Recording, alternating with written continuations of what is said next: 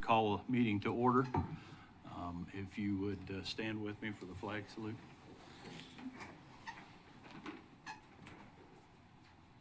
I pledge allegiance to the flag of the United States of America and to the republic for which it stands, one nation, under God, indivisible, with liberty and justice for all. This morning, leading prayer is Pastor Haley from Riverside Baptist Church. Appreciate you being here, Pastor. Thank you. The Bible says in Proverbs 12:28, "In the way of righteousness is life." Let us bow. Our gracious Heavenly Father, we come this morning with thanksgiving for the day before us. We thank you, Lord, for each one here and for the work that, Lord, our councilmen are going to do today. Father, guide and direct their hearts and minds, and Lord, each one and the agendas that's before them today.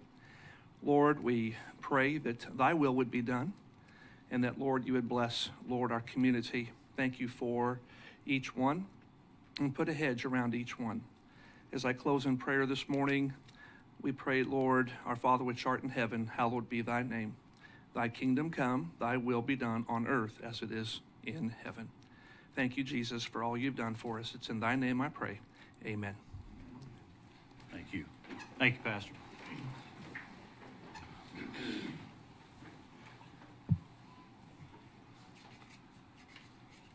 4-H ambassadors, I guess, is the first thing on the meeting agenda. An invitation for the Reno County Fair with the events beginning July 15th, continuing through the 24th. Is there someone here that wants to speak on that?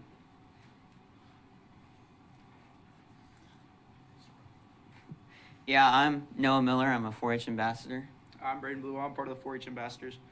and we wanted to invite you guys to the Reno County Fair. We have the rodeo, right? Yeah.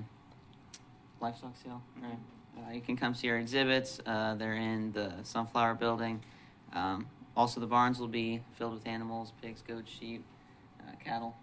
So, We just want to thank you guys for your support. Yep. So, thank you. All right. Thank Thank you. you, guys. Appreciate it.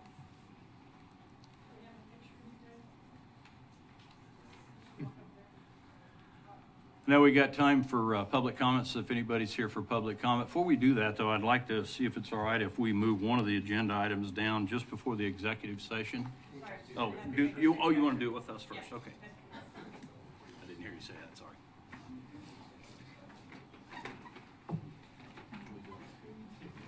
She likes us all around in front. Yeah, she wants to see you. She wants you to your full character.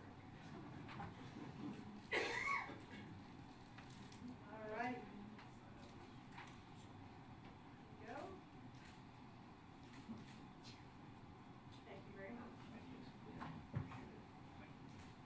Say that one.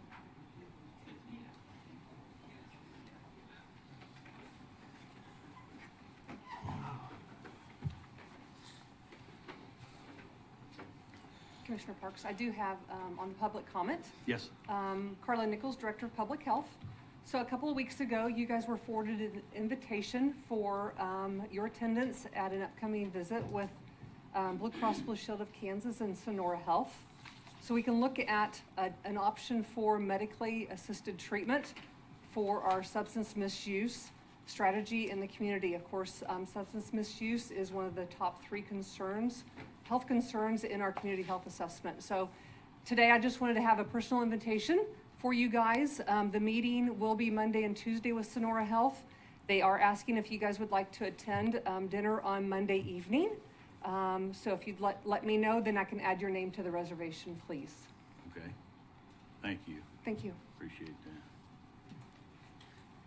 Carla, I won't be attending since it's not going to be something that's recorded, so. Thank you. I'll contact you. Thanks, Carla. Appreciate it. Any others for public comment this morning?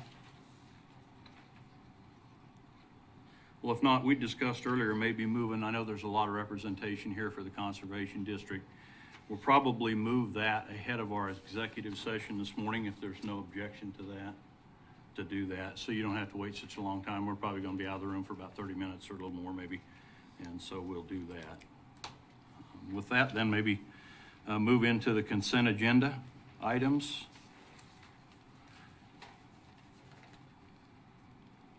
Any questions or comments on any of that? I would move to approve the consent agenda as presented by staff. I'll second Seconded by Mr. Bogner. Any further comments or discussion? If not, we'll have a roll call. Commissioner Hurst? Yes. Commissioner Parks? Yes. Commissioner Bogner? Yes. Commissioner Weitzel? Yes. The motion passed 4-0. Our chairman's out of town on vacation this week too. I might add that in there. I didn't say that at the opening with his family, so I'm filling in for him as well. So We'll just go ahead and move directly into the Conservation District. If you got comments, we'll just let you kind of come up as, if you want to, one at a time to the mic. I'd try to limit your time, maybe 5 minutes or so. I know it might go over a little in some areas, but that way we'd like to hear from you. So. State your name and who you are, where you're from, that kind of thing. I actually did have a PowerPoint. Oh, okay, that's fine, you do. And I think there's a controller up there. Oh, okay, yeah. I'm gonna put it through the slideshow.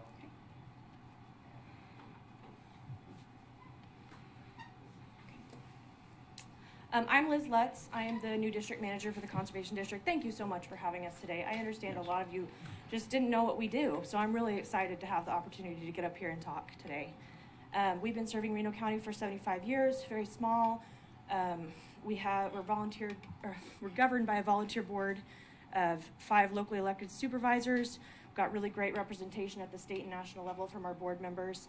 We are the grant holder for the Cheney Lake Watershed, a nationally recognized and locally led project that has leveraged funding from the city of Wichita to address conservation work in Reno County and protect the city's water supply. It's got a very specific footprint in Reno County, but it's a large portion of Reno County. I'll let Chloe speak into that a little later. Our primary activities are to administer cost share through the Division of Conservation. We provide equipment and services to the ag producers, and then we also provide education and outreach, both to schools and producers. As you can see up here on my PowerPoint, our county allocation that we got last year was $50,000. That secures our state allocation of $24,700. Their cap, the state allocation, is $25,000. So that's all the more we can get from them. If you look at that green leaf up there, those dollars allow us to facilitate dollars through the state cost share program. And last year there was $86,000 contracted towards projects in Reno County. The NRCS had over $4 million obligated in 2022. We'll talk about that a little bit later. And then the Cheney Lake Watershed leveraged $141,000. They're that sub-project of the district. Ag is really a pillar of economy here in Reno County, and we play an important role in assisting those ag producers. The landowner participation part is a big part of what we do. Their conservation efforts really create farm resilience, addressing land erosion issues, and managing invasive species. There's a snapshot on the right over there, kind of some of the practices that were done in 2022.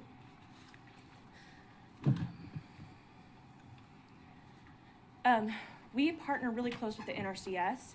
As I mentioned before, they had over $4 million in contracts obligated in 2022. Those dollars go to producers, which in turn goes to local contractors to fulfill those contracts.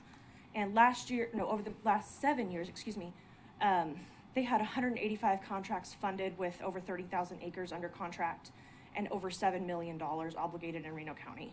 Well, that's great, good for NRCS. What does that have to do with the Conservation District? The NRCS is legally required to have a cooperative agreement with the Conservation District in order to work on private ground. So we work collaboratively close with NRCS. We provide administrative support in exchange for their technical assistance in delivering our cost share programs. We share space in the USDA Service Center, and that allows us to be the first point of contact for producers that come in with questions trying to find the best program to fit their resource concerns. Another partner that we are close with is the FSA, that's the Farm Service Agency. We provide the planning and the follow-up assistance for CRP contracts, that's the Conservation Reserve Program, as well as other services to make sure that that producer orders the correct seed to fulfill those contracts. There's just some pictures of some of the conservation practices. I wanted to go into a little more detail on some of these, but with our limited time, I'm just going to touch on the controlled burn. We play a big part in managing cedars, plum thickets, invasive species. You know, we've had a history of fires here in Reno County, and we really press the importance of preventing those scenarios through proper stewardship. Oh, and not pictured on here, I do want to mention, is septic systems. We offer assistance through the state cost share for septic systems, or failed septic systems, which is really cool because there is no other assistance in Reno County for that situation for property owners. So we're big into ag, but we help other people that are not agriculture related as well. There's just a picture of some of the equipment that we provide. There's a crop roller and our no-till drill that are available for rent. When it comes to our actual budget requests, I have two snapshots up here. The document on the right is the actual formal document that we have to present to the Department of Conservation. There's a lot of data points on there, so I have a little bit more streamlined one over there on the left. We're requesting $50,000, the same as last year, just trying to keep up with inflation and not slip backwards. That secures our state allocation of the 24/7.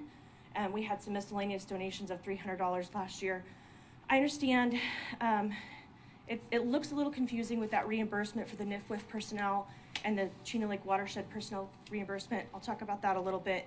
Our primary expense is our personnel expense, salaries and wages, and employee benefits. It looks like there's more there than there is because there's grant dollars that get washed through. That $55,000 for the NIFWIF personnel is a grant from the National Fish and Wildlife Federation. Excuse me, this baby's already taking the breath out of me. Take your time. Yeah, I was gonna say, Yeah. you don't have to hurry. Yeah, Okay. just- you can relax. We need some information, and Okay. it's a good deal. That NIFWIF grant was for our region ag specialist. He works through the watershed and mentorship program to improve soil health. The Cheney Lake Watershed secured that grant. The conservation district is technically the formal employee for that role, and we're washing those grant dollars through to support that sub-project of the district. Our other expenses are made up of travel, equipment, information and education, and other administrative costs, which is about $13,000. We maintain a building for equipment and seed storage. We support board members as they're representing Kansas and Reno County at the state and national level. We have education and outreach expenses, and then obviously other administrative costs that all overhead that all organizations see. We have to undergo an audit because we're using public funds and insurance, things like that. I do want to point out, if you look at the bottom of 2022 on that document on the right, it looks like we have a lot of extra fat at the end of 2022, but that comes from those technical assistance funds. There's $71,000 listed in there. That was a grant from the Department of Conservation for our soil technician position. Whew, excuse me. That gentleman was just direct hired by NRCS, and so we're not filling that position moving forward. We will actually have to pay back any funds that were not spent there. So that money is not going to be there moving forward. And I just really want to reiterate, we have a very lean budget. The $50,000 that we received from the county leveraged $227,000 from the watershed and the state cost share last year. That goes back to the county, and that does not even include the producer in kind. That'd be another 30 to 40% that goes to local contractors to fulfill those contracts, and also the value of property improvements here in Reno County. As I mentioned before, education and outreach is a big part of what we do. I love this slide. You can really see we have pretty decent attendance to our programs that we put on. There's some familiar faces up there. Up in the left-hand corner, that's Chad Basinger. He's our chair board person. In the center, there's Connor Pierce. He's our newest member. Dusty Taha down there on the right. We're kind of in a position where we can talk about land management education in relation to fire. We really take advantage of that opportunity. We also talk to schools. This year we got to go to Dillon Nature Days and talk to fifth graders. And we got to have a stream bank trailer and kind of talk about erosion and water quality. We do award banquets to recognize producers who are outstanding in their conservation efforts. And then also in early January, we host a legislative breakfast. I understand there was a conflicting event this year with Farm Bureau in Manhattan, so a lot of you couldn't make it. But I really encourage you to come. It's a great way to meet and greet and learn about what we've done in the past year, what we're looking forward to doing in the year upcoming. And I really look forward to seeing you all there. So thanks for your time. Thank you. Any Appreciate questions? that. Well, that's what I was gonna see. Any questions? Yeah, so you talked about the controlled burn and the invasive species. What are you doing differently than the other groups we've got doing things like that? Like, for example, emergency management or some of the other groups. Like, is this a duplication of services or? So we actually worked, and I apologize, I just started in January, so Chloe might be able to speak into this a little. She was our previous district manager, but what I understand is we collaboratively applied for a grant with for the fire mitigation task force. I think it was turned down. I'll let Chloe talk a little more about that. Yeah, I could probably speak to that a little bit more. I'm Chloe Gearing. I'm the project manager for the Cheney Lake Watershed, but as Liz noted, I was the district manager for 7 years preceding. So emergency management is doing really great work trying to address some of the concerns we have for wildfire, this urban interface with wildfire in Reno County. But as far as the technical assistance to actually address what the problem is, they're going to find that at the USDA Service Center. People are coming into our offices to question, like, what can I do for my land management here? That's certainly not in the wheelhouse exactly of emergency management. That's what they would find through technical assistance through our services. So I don't think it's complementary for sure, but it's not duplicative. And as going back to that grant application, I think it was last summer, there was an application that was made along with Kansas Forest Service, Emergency Management. There was a bunch of stakeholders locally. It was for Reno County. They were going to be looking at developing a plan across the county for wildfire protection. Apparently there's I can't remember the acronym, there's CWPP, Community Wildfire Preparedness Plan. We use a lot of acronyms. There are too many for sure. Anyhow, we had applied for this grant because if you have a plan like this in place, you're able to go after other federal dollars, grant dollars, to actually implement those conservation practices or do the mitigation work, because we, as I'm sure you guys have seen also, it's terribly expensive to address the root problems and engage with all the private property out there to really get to the root of the problem. Anyhow, we made a comprehensive application, and there was a variety of match that was required for that grant, and at the end of it there was also a request for cash, and all the other organizations did not really have the cash available, but the Reno County Conservation District was willing to sacrifice a little bit of match dollars. I think we had pledged $5,000 towards that to make up the difference to go ahead and make that application. In the end, that grant was not funded. It's a very competitive granting system, and it's a federal granting system, and it's competing across the nation, and there are probably higher population densities in some areas of the country that are looking a little bit more competitive. But I am certain that the Conservation District in the future would be willing to partner on efforts like that because of the importance and obvious need here in Reno County. Does that get to it? Kind of. I don't know. I guess my thing is we've asked a lot of different organizations to cut, and I mean we've gotten rid of some things that people like, and this happens to be one that there's a lot of people in this room that seem to like. I personally didn't know much about it. My district is entirely within the city limits, so so I relied on input from others, but. I mean, if we give money back to this organization, we're going to have to cut it from another organization. Any ideas on who we should cut from to give the money to you? Well, I would certainly defer that to the county commissioners, as this is your unfortunate, burden that you have to bear. I think from my perspective, though, I would be looking at organizations that maybe don't have the same kind of return on investment.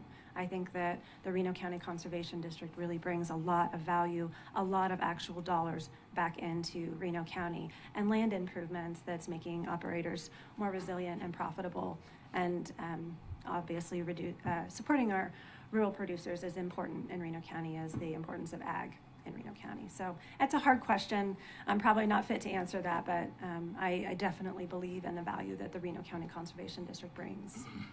Okay, and one thing I've asked people as they've emailed me is, because I know she had $300 in donations this year, is there anything preventing people that believe in in what you do from donating directly to you rather than taking the money from taxpayers and then passing that money through to you?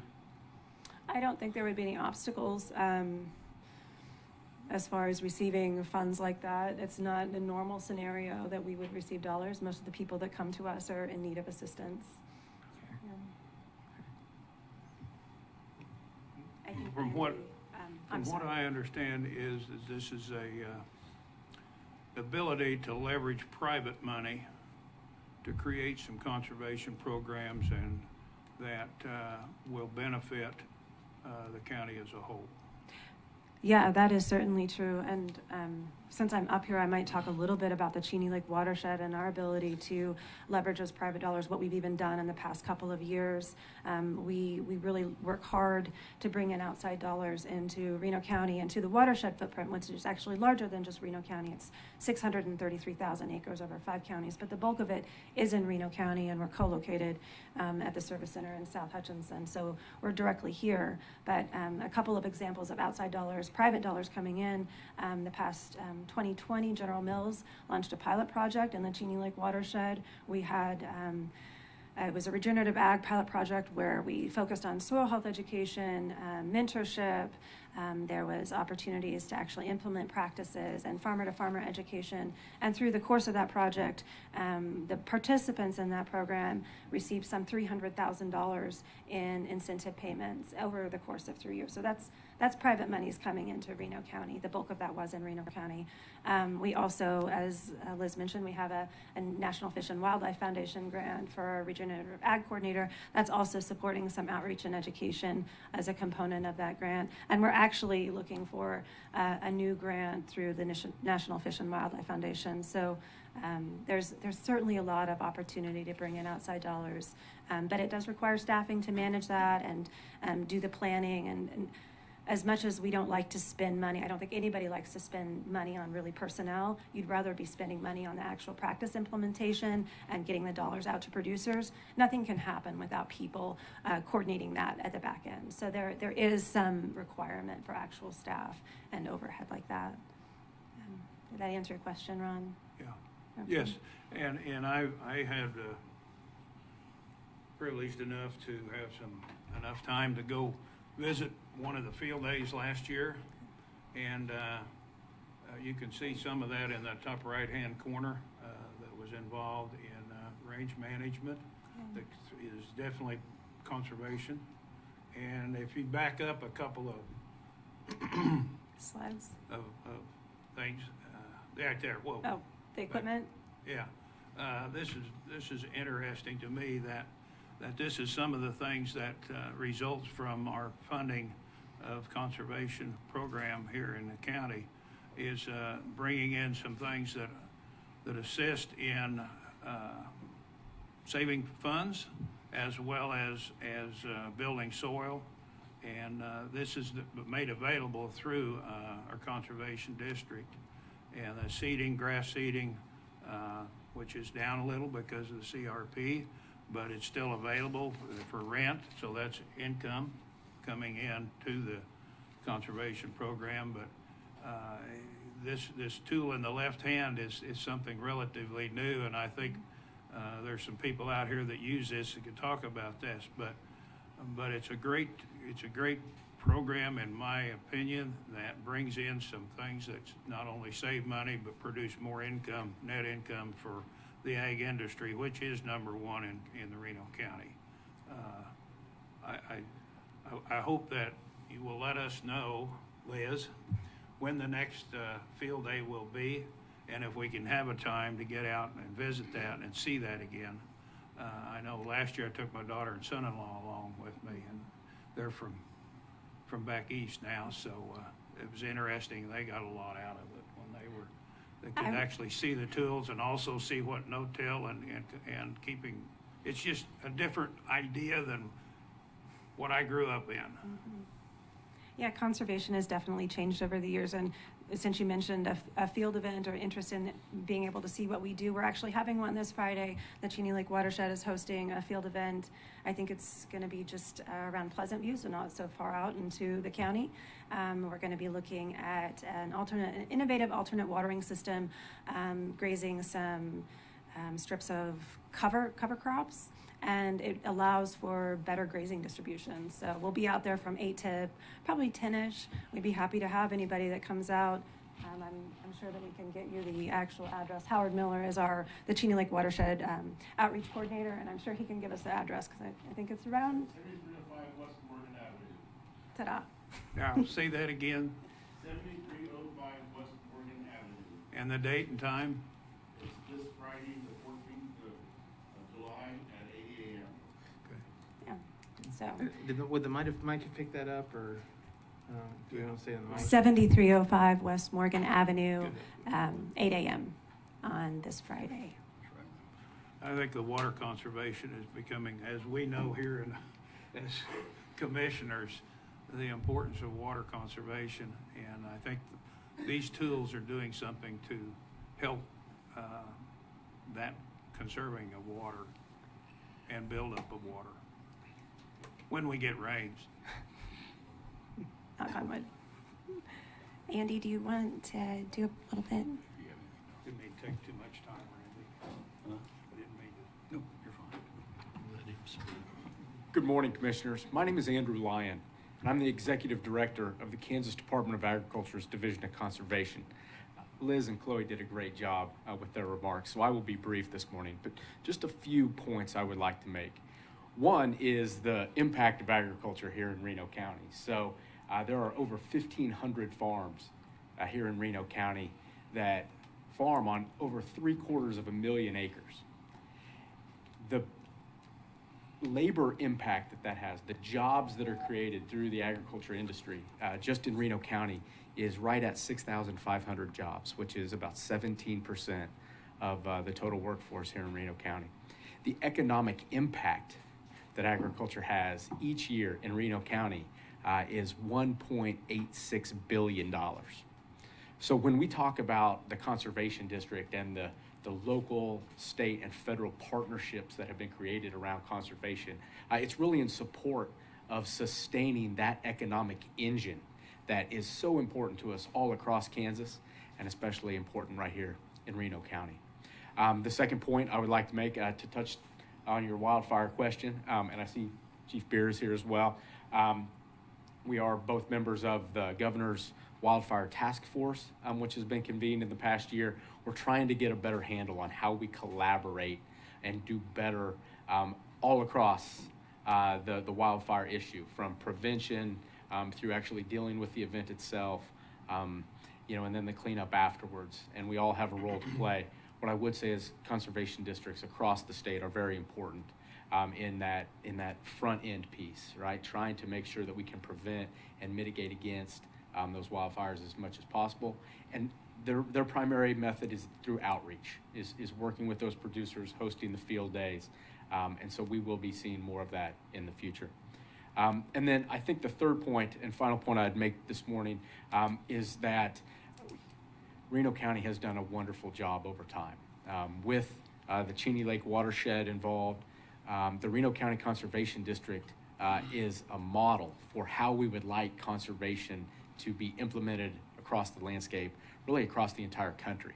And we use Reno County as an example to conservation districts across the country about what is possible when we can build these local, state, federal, and increasingly now private partnerships. And so, again, I think that you should be very proud of the work that the Reno County Conservation District has done. Be very proud of everyone that's in attendance here this morning in support of the district. They put in a lot of volunteer time, and they do a fantastic job. So with that, I'd be happy to have any questions you might have. And if someone wants to look at the impact of ag in Reno County, just go to KDA website. Yes, sir. It's easy to find. Yes, sir, it is. Any further comments? Questions?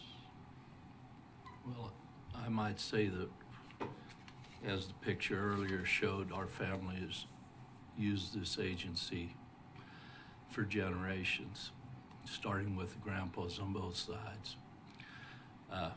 They did a lot of heavy lifting.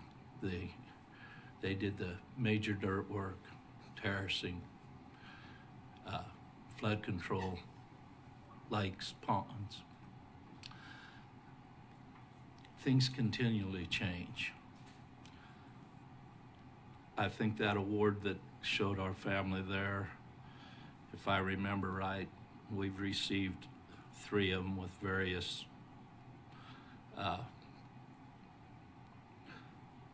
various businesses we own.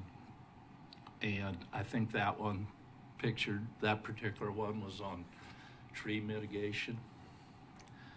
And having said that, those funds were made available. Like Chloe says, and Liz points out, that when you walk in the door, they're who you talk to, and they send you back to the proper federal people to get in the right programs. And it is very important in a lot of ways, but my point is, a lot of the dirt work has been done. Now we're into the next phase. When we bought those farms out here in this fire area, we didn't worry about cedar trees. They weren't there. They are now. And we utilized the programs to clean up what we owned up there. Some of those fires ended up being stopped on those properties because the trees weren't there, or certain parts of those fires. So you can see the value. The other thing I want to point out is those type of values. Everything keeps changing. Now, as you point out, it's into different farming practices. That cedar tree deal wasn't a problem when we bought those farms. That all came later. And I'm telling you, right now, that's the start. We're starting to see 20 years later in these shallower soils around the lake where we didn't have tree problems.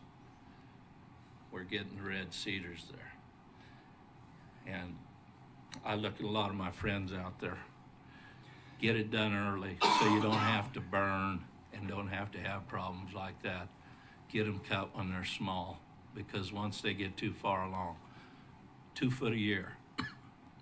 You get a contractor to burn for you and he misses a year because he's also under contract with the federal government to fight the big forest fires.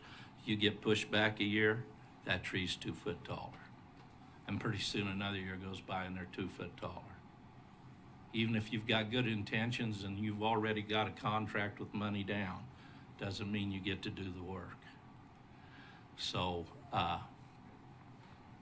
think about that in your own pastures.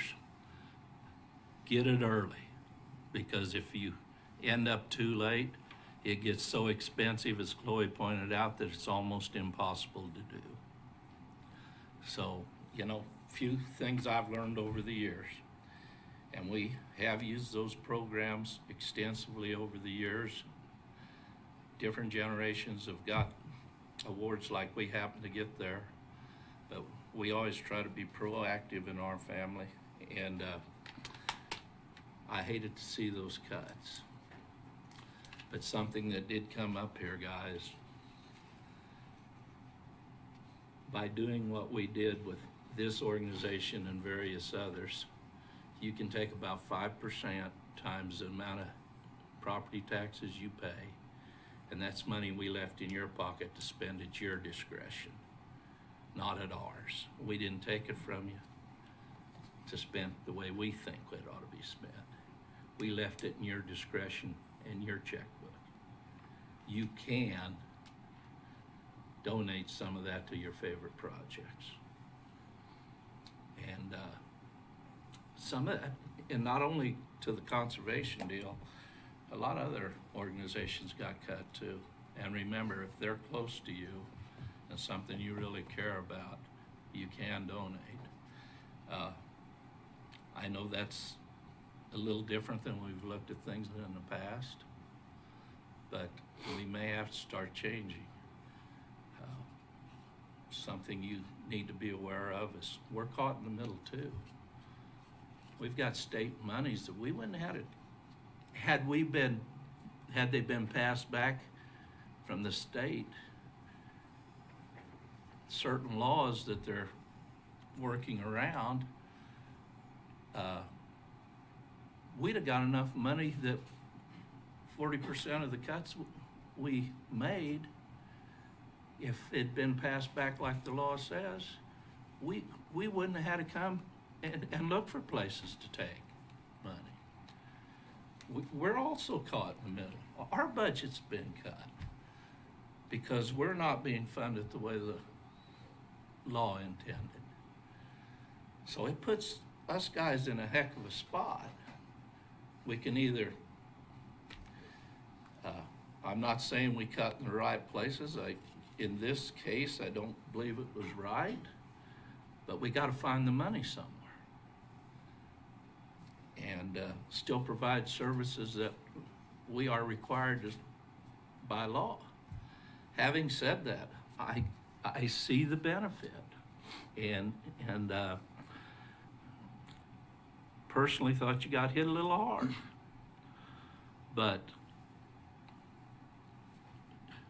we've got to work through this thing because we all have our opinions and see what we see, and we've got to work together to go forward. I'm hoping we can, after your presentations, we can do something about this. But that remains to be seen. But I do thank you for the hard numbers. It makes it real. And I've went over my 5 minutes. Sorry. Oh, all right. I do want to read something. Anything further, Don? Daniel's not able to be here today, and he just sent an email he wanted me to read.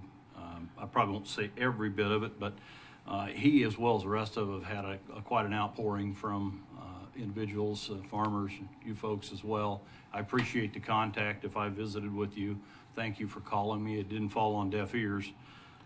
Daniel felt as though from discussions of the members of the public, he wrote this in his email, and I believe the commission has a decision to make, and he put possibly a hasty decision, but I'm not going to speak for the rest of the board here or myself with that comment. But the agricultural sector of Reno County is hugely important as our local economy, and we need to continue to support our local farmers and ranchers in ways like this. It was especially I was especially convinced after hearing how much funding our tax funds are had leveraged. After hearing from them, I'm convinced there's a value in supporting the district in their endeavors. I agree with that. I think there's value in that. I think, and as Don said, kind of what I was going to say, that we did make some cuts to the outside because we wanted to hold taxes down at large for people. I think that's an important thing to do. Sometimes it just can't happen, but we found a way to do it. And yeah, severing that much out of there, it brought a couple of questions to mind for me. One, I did a lot of back research on this, and I didn't grow up farming, but I was around the farming community and understood a little about what you guys did. But in the matching funds, the 50,000 doesn't necessarily leverage the funds. 25 would get you the match, as I understand it. So it wouldn't have to be the full $50,000. I'm not saying which way things would play out, but I had some thoughts along the similar lines. We've called upon some of the outside agencies to now start looking for some other revenue streams and resources, and that was a number I thought interesting. I don't know if you threw that out or you did, the 1,500 and some farms. I was looking at the 17 census, I think is the last one that was out, and showing that it had 1,552 farms or something like that. Yeah, I got a pretty good memory for an old guy. But anyway, of those farms, I realize some are pretty distressed and need help. But I would say it would really surprise me if every farmer couldn't contribute $100. And what would that do for your fund? You'd have over $100,000 to play with right there. I mean, if I was being served by you, I would think that I would contribute at some level for the services, even though you're searching grant funds and other monies and stuff like that for the farmers, and I greatly appreciate that. I realize where we'd be if there wasn't some subsidies for farming operations. The cost of some things would be skyrocketed, so I get that. But I do think, you know, that we challenge you to do that as much as the other outside organizations to be able to find some revenue streams from some of the folks you service. I mean, if you belong to other organizations, you contribute to those things. And I mean, all of us give charitable giving, I hope, in the room, or at least the majority probably does one way or another. And I think that would be a tremendous partnership for the farming community to do that.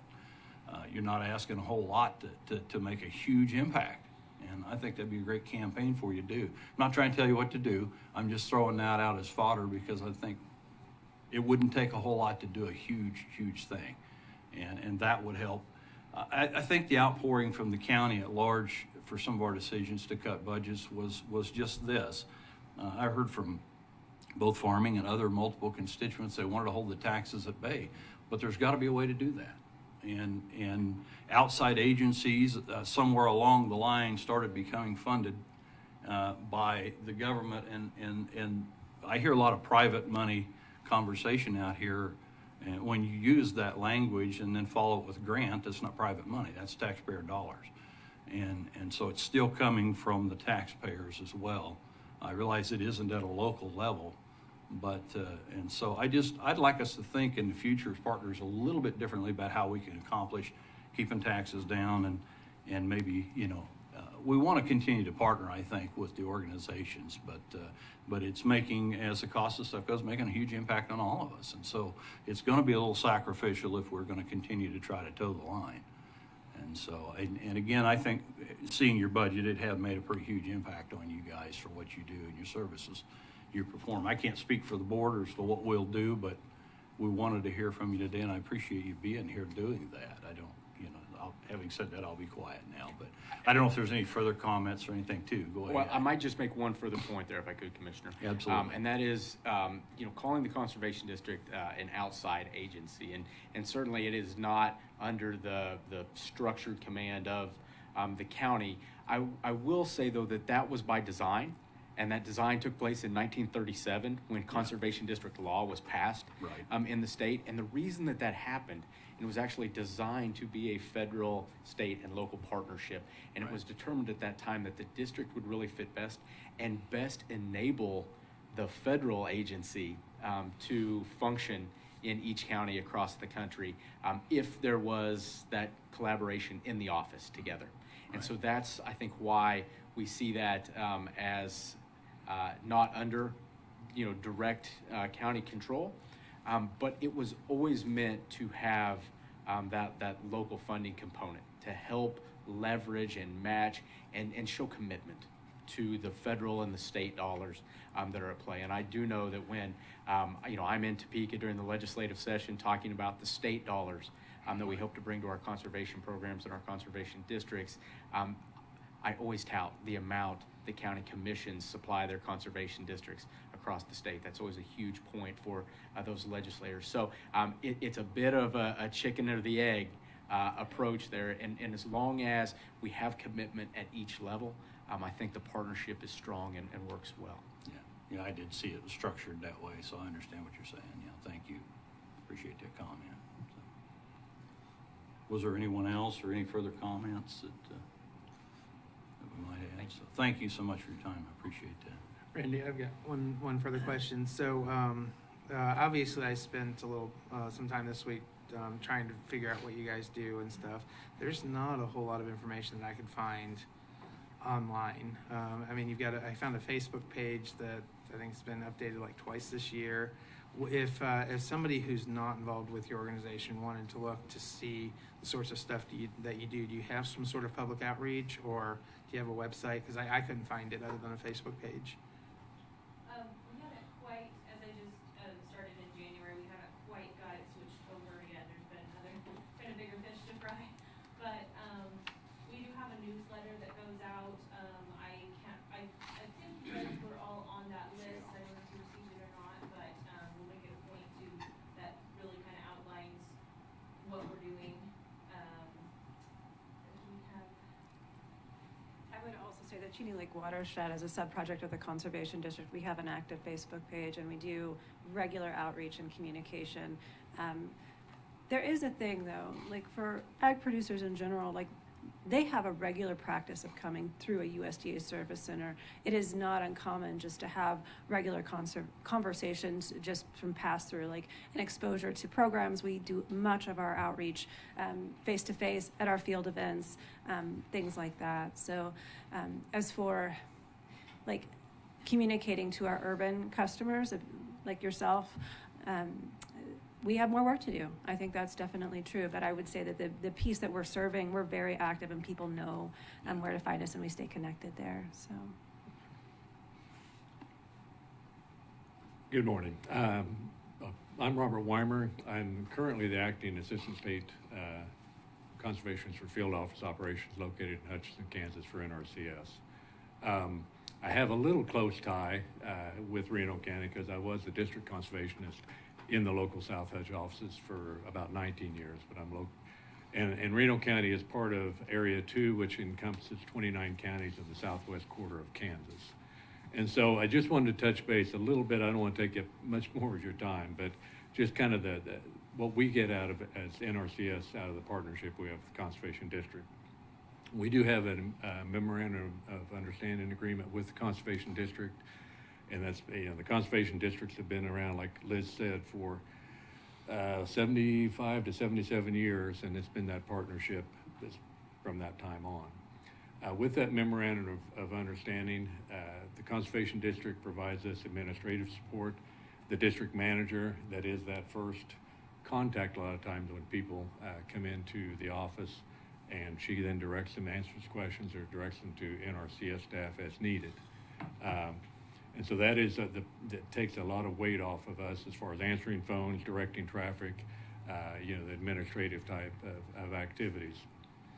The Conservation District, in past years, it was mentioned that they do provide technical support through technicians and provides a training ground as we have opportunities to get those people trained up, and if they're good, we can then move them into our staffs if possible. So they provide administrative and technical support. But I think the big thing that the Conservation District provides to NRCS is they're our local voice. They're the local people within that county. They provide that outreach of activities that we provide. And you saw some of the evidence of some of the field days, the tours we have, that they provide support, financial, that financial support that we may not be able to provide to give that outreach activity to show landowners and producers in the county what practices are available, what some of the resource concerns that are present in the county that could be addressed through some of our programs. So that outreach activity is huge as far as NRCS is concerned. Another thing and again, that financial support that we can't really do through our coffers, they provide that. Another thing they do is they convene local work groups annually to provide input to NRCS as far as how we administer our programs. Some of the local issues that are within the county or this region that we need to be looking at being addressed through our programs. That is then funneled up the line as far as recommendations, and a lot of our programs are tailored based on those local work group meetings that are held annually. It was mentioned some of the dollars in the past since 2017, there's been almost $7 million, a little over $7 million through some of our programs that's gone into the county. So again, I know Don, I had the privilege of being out on one of the things when we gave you an award. So that is one of those things that it is they're a vital partner, I guess, as far as what we do in our activities. And again, it's been around a long time, and we depend on them as that local voice, and again, some of the technical and administrative assistance within our local counties on that. So, again, didn't want to take up too much of your time, but I appreciate you guys looking at that, because I do believe this is a very good and vital partnership. Yeah. And I'll welcome any questions you guys might have. Questions? Okay. Thank you. No, appreciate you. Thank you. Yeah. For clarification on the budget you were to raise the amount that goes to Conservation District to stay under R&R, the recommendation would be to move cash carry forward line item to reduce it by whatever amount would increase conservation, so it would not impact or change the actual budget for 2024. And there was a couple of options on the table, wasn't there, to do as well? You know, For action. I feel that we didn't cut some other areas, and I think this program returns dollars to the county in addition to just the savings in the conservation area, which is strong. I don't understand exactly why we decided, the commission decided to cut that so drastically. But I think that with what we've heard today I think some more knowledge that you've gotten out of this, that you can see some return for that $50,000. So from that aspect, I would, I don't know whether it's proper or not, but I'd move to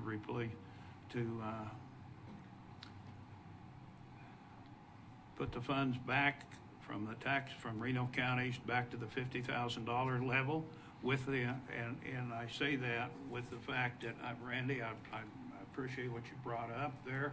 And I think to do this, you need to give people time to look at other alternatives. And I think if you cut it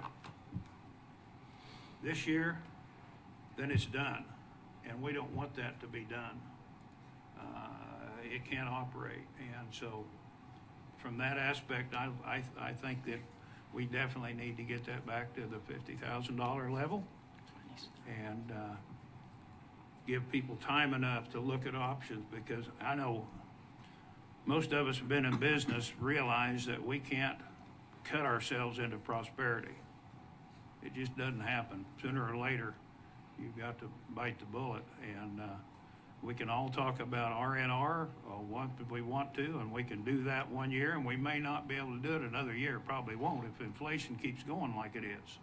It's just not going to happen, unfortunately. Or you cut out roads and bridges and you cut out everything else. So I don't understand that, but I would move to put the Reno County Conservation District back to the $50,000 requested level. Don, did you have a comment, or was it with that? Do we actually need that's a Well, question for Patrick. Well, there's because at this point, we haven't actually voted to fund anything. Right. So if the consensus is that we want to add something back, and Randy has told us there are avenues where we can get it done. As it turns out, there are avenues to get it done. Do we need a motion, or do we change our thinking and it gets passed with the budget? That's what I was going to bring up, but I'd like to just say there is two options on the table here that had been thrown out, going back to 21 budgeting or replace the 50,000. So with that, would you please? I think the commissioners know, like Don was saying, and for the public, the budget actually gets passed at the budget hearing, which has a notice requirement and all those things. So at this point, everything that's been discussed is still direction to staff to prepare that document, but we're not there yet. And I think so I don't think it's really ripe to make a motion onto it, but would you I'll agree take with that Randy? motion Is that- off. I would at least want some consensus because the budget summary sheet that we'll have later in the meeting for you to approve, to publish, that won't change if you move small amounts of numbers in the same fund. But behind the scenes, we will need to know what departments, what areas to have the right numbers before it's voted on in August. So it doesn't need action today then? Not formal action, but maybe some. I would Maybe recommend. a How about this? consensus? I would recommend that we put the funding back to 50,000. Okay. I'd second the thought.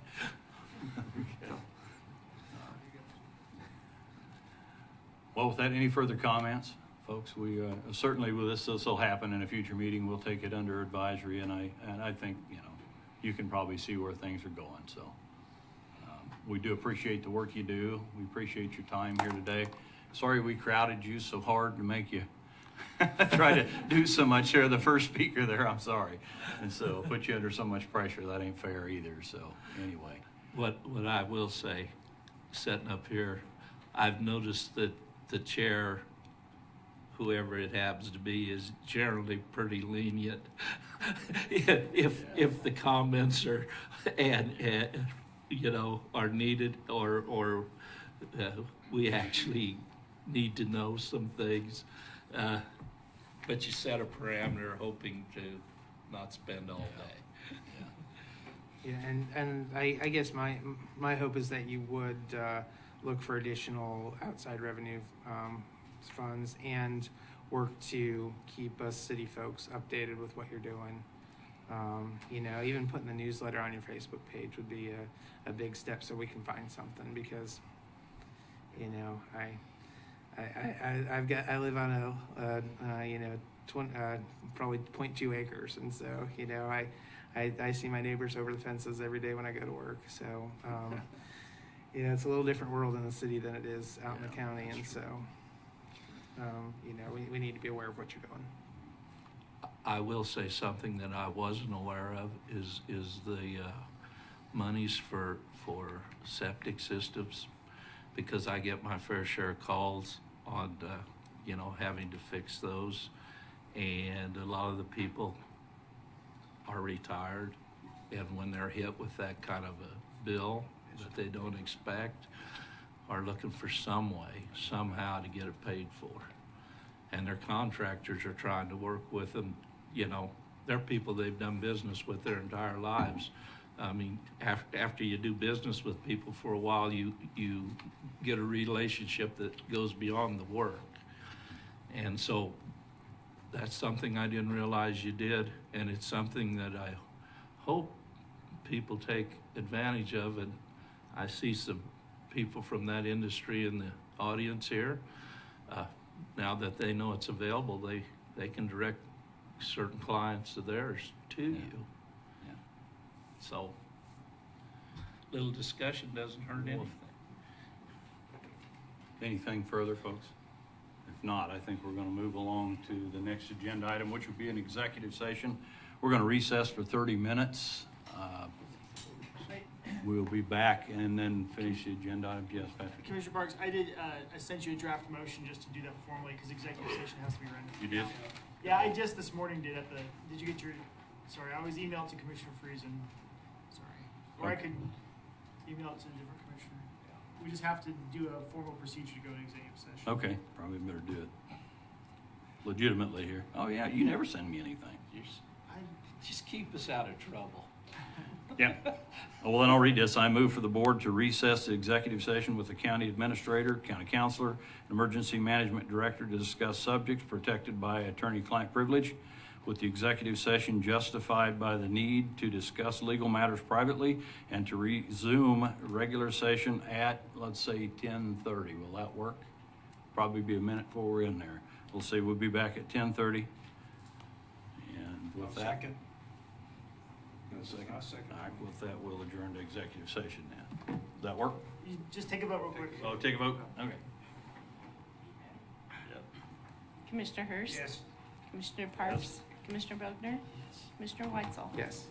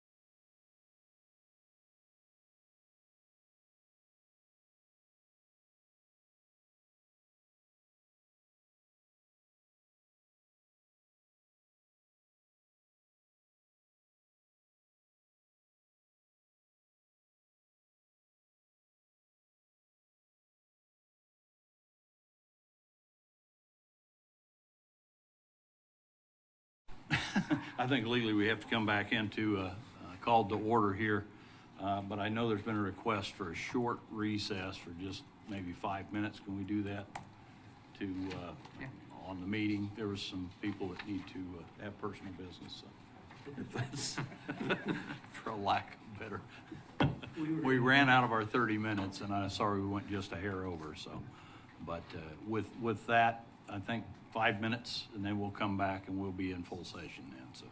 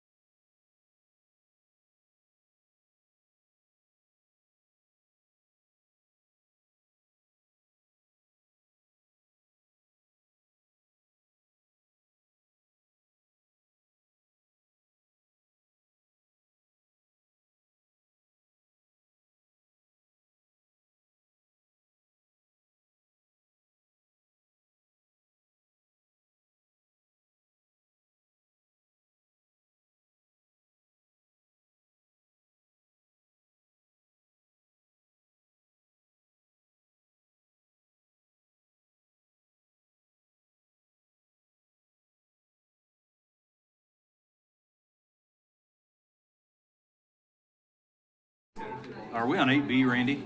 Yes, we are. Okay. Yes. Okay. All right, thank you folks for your patience, I appreciate that.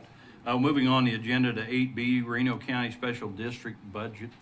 I think there's some people here to speak on that as well, or do we want to, if we take an action on Yeah, this? part of the special district's budget includes Fire District 2, which is Hutch Fire.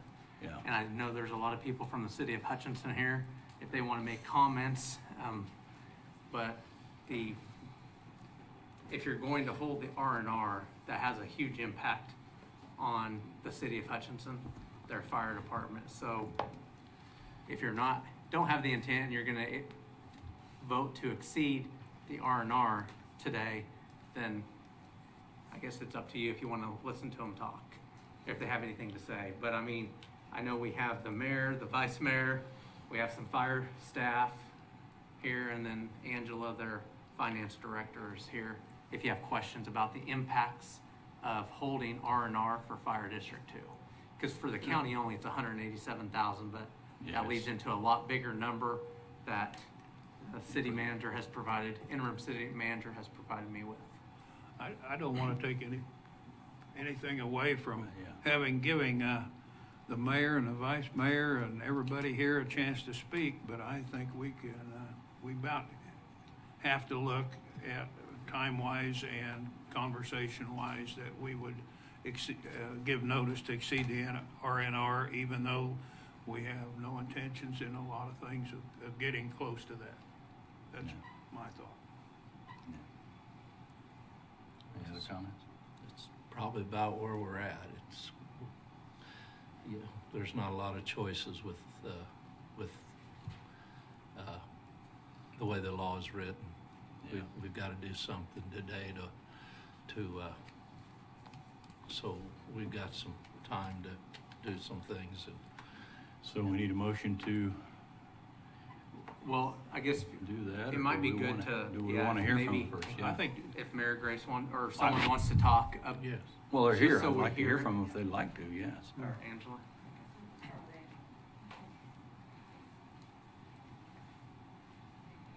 Angela Richard, Director of Finance for the City of Hutchinson. So when we're talking numbers, the Fire District number 2 will pay 23.17% of the City of Hutchinson's fire budget. So that, when you're asking us to cut $187,000, you're really asking the City of Hutchinson as a whole to cut $807,000 from their city budget, from the whole fire department budget, in order to make that number. And so what we're looking at this year is several increases in pay to be competitive with Wichita and Sedgwick County. So that has increased our payroll. We're looking at a 13% anticipated health insurance increase, which is contributing to about $600,000 increase in the personnel services line item alone. So looking at the rest of his budget, Chief Bear and I have looked through that, and we don't feel like there's any way we could reduce $807,000 without cutting services in some regard, whether that means cutting fire officers, closing a fire station. That's just what it would take to meet those numbers with the rising inflation and cost of electricity and the pay that we've talked about. So I don't know if Mary Grace has anything to add to that.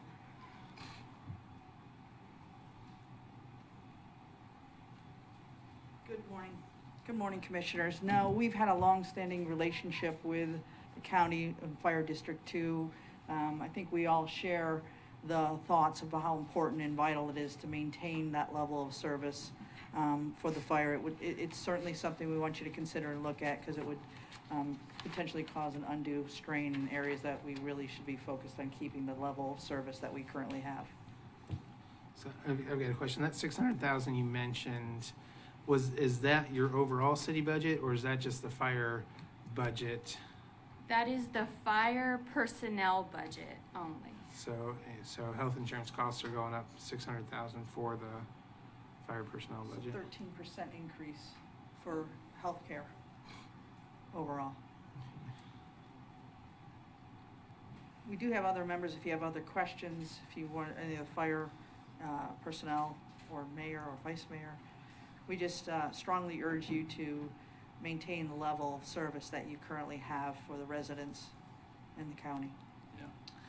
Yeah, so I guess the thing that people have come to me about with Hutchinson, and most of the time I refer them to you guys because, you know, this is your wheelhouse, is, you know, it's nice that we've got a new, modern, updated fire station, but only in government will you tear down a perfectly good building a block down the road because you built a new one. And so I guess that's what people are having a hard time wrapping their minds around is it just seems wasteful to tear down a perfectly good building rather than you know, and so that's what I'm getting hit with. I think it would be fair. Would you like to come up to have that addressed to the fire station personnel, to the level of service? Go ahead. Yeah, Battalion Chief Andrew Hutch Fire Department.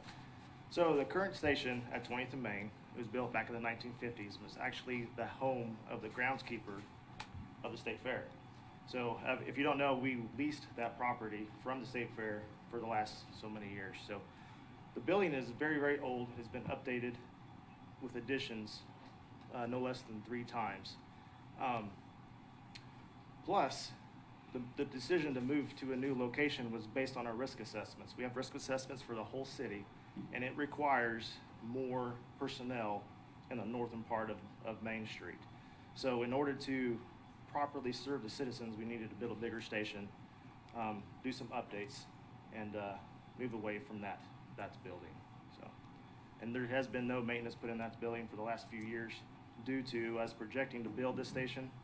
The new station was supposed to be built back in 2018, and with the budget cuts, it's been delayed until obviously this year. So, could you speak to, and the insurance obviously went up, and I assume the rates are probably higher for firefighters in the line of work that they do. They're going to rate that a lot higher. Your exposure is great with the things that could go wrong. But I'm just curious if you toured the new one and had the whole facility tour and talked to them down there. But I think the whole process of the new fire station there intrigued me, how you come back from a run and decontaminate and that kind of stuff that just wasn't possible. And eventually it'll be probably implemented across the board if they can, I'm sure. Absolutely. So our new station is built up in a kind of towards a hazmat situation. The dirty side of the station, where all the dirty gear goes and where we clean, is considered the hot zone. And by the time you work over to the living quarters, that should be the cold zone, where no contaminated gear at all. So how that works briefly is if the station has a fire call, they'll return to the station, they'll immediately go to the hot side, they'll doff all their gear, which take it off, it gets washed on the dirty side in our extractors.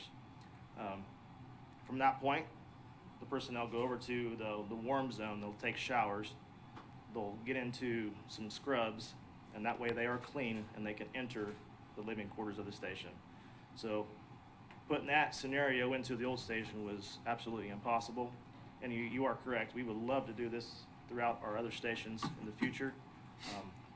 You know, it is an expense, but we would love to get the dirty gear away from the personnel as much as possible. I mean, I didn't mean to take side one way or the other, but I found that intriguing. And then your air compression system, where they're doing tanks, is being served at other fire stations out of there as well. So yes, there was more than just a new fancy building, I know, that went into that as well. So. Yeah, and we made that station bigger because we pulled in another crew from 4th and Halstead. We bought the truck company over here. That is the busiest station in town. Those guys regularly get 10 to 12 calls a day. The second unit will help with the second calls out, plus it places that new ladder truck in a perfect position to run the main business part of Main Street. Right. Any other questions? What percentage of your calls are medical versus fire? About 84%. 84% are medical. Yeah. Yeah, I still in them. It astounded me that 70-some hundred calls out of that station last year was just, I would have never guessed how many come out of there. That's yeah. amazing. Well, 7,000 calls was for the department as a whole. Department as a whole. Yes. Okay. How many other? Well, I knew that was the busiest station, but even so, that's just for Hutch. It kind of astounded me, that number. Yeah. But, yeah. I don't have the exact number for Station 1, but it's roughly 2,000. Yeah. I think remembering also Chief Beard talking about the response time, and the fact of having it further north is helping with that, because that's another priority. The station is built to help reduce the risk for the firemen, because cancer being one of the highest risks to them, so that's one of the intents, is to keep them safe and healthier. The other thing I believe to be true, but is the fact that the old fire station is nothing that we owned, and that it's not our decision to tear it down, if I'm not mistaken. I can address that. So, part of the contract with the state fair is when we give this property back, we have to give it back to them in the way we bought it, or it was leased to us. So that is a grassy field basically. So it is under our responsibility to remove it. I appreciate the comments. I'm not sure that really ties into our conversation today, but it's good information I think public needs to hear if they weren't able to attend your, I want to say ribbon cutting, but your hose disconnecting when you did that, so yeah. So, anyway. Any other questions we have?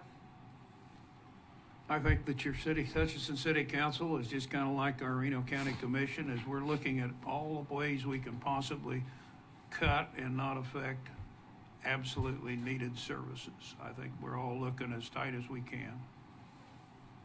Thank you for your time. Thank you. Appreciate you being here. So the special districts budget has Fire District 2, but it also has all the other fire districts that are levied by Reno County, and then sewer districts, water districts.